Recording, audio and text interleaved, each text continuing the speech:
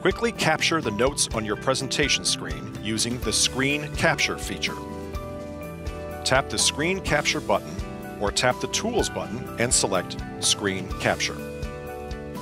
A window will pop up in the top left corner. The first three buttons let you choose what portion of the screen is captured.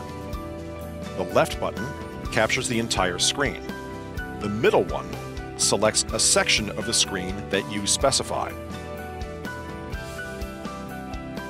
And the one on the right lets you select by freehand the section of the screen you want.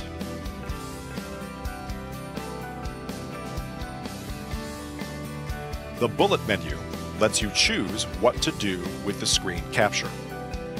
The first item, Insert to Current Slide, adds the screen capture to the current slide you are on. The second, Insert to New Slide, creates a new slide in the presentation and pastes the screen capture there. The third, Save As, lets you save the screen capture as a PNG file anywhere you choose on your computer.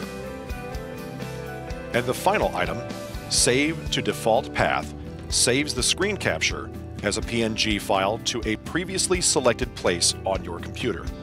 You can change that location by tapping the Browse button at the bottom of the window.